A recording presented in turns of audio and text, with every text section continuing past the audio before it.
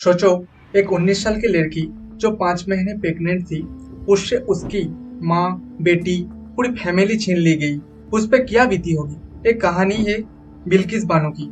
एक औरत नहीं, एक जिंदा लाश की कहानी। साल 2002 गुजरात चल रहा था। हर तरफ नफरत, आग और चीख थी। बिल्किस बानो 5 महीने की गर्भवती थी। उनकी सबसे बड़ी ताकत उनके कोख में पल रहा बच्चा। वो अपने परिवार के साथ सिर्फ एक चीज चाहती थी, जिंदा रहना। लेकिन किसे पता था कि रास्ते में इंसान नहीं, हैवान इंतजार कर रहे हैं। उनके उनके परिवार के 14 लोग साथ थे।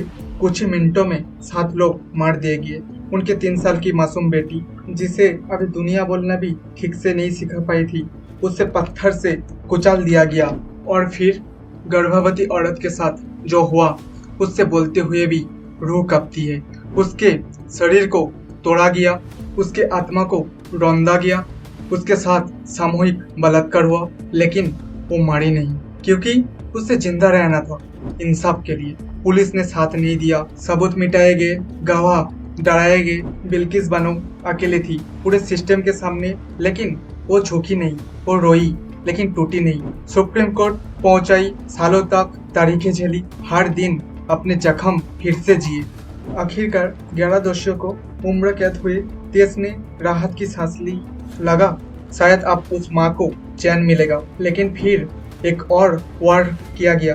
उन्हीं दोषियों को फूलों से स्वागत करके रिहा कर दिया गया। सोचिए, जिस औरत ने अपनी बेटी और फैमिली को खोया, वो ये खबर कैसे सह पाई होगी। लेकिन बिल्किस बानो फिर खड़ी हुई, ना गुस्से से, ना बदले से, सिर्फ सच के साथ। सुप्रीम कोर्ट ने कहा ये रिहाई गलत है और दोषी वापस जेल गए। ये जीत सिर्फ कानून की नहीं थी, ये जीत एक माँ की आंसुओं की थी। बिल्किस बानो आज एक नाम नहीं, एक आवाज है। हर उस औरत को जिससे चुप रहने को कहा गया, हर उस माँ को जिसकी गोद उजाड़ दी गई। उन्होंने साबित कर दिया, औरत को मारना आसान है, लेकिन उसकी आत्मा को नहीं। सवाल ये नहीं है कि बिल्किस बानो कितनी मजबूत थी, सवाल ये है, क्या हमें उन्हें इतना मजबूत बनने देना चाहिए था। अगर आप भी मानते हैं कि इंसाफ से समझौता नहीं होना चाहिए, तो इस वीडियो को शेयर कीजिए, क्योंकि खामोशी सबसे बड़ा अपराध है।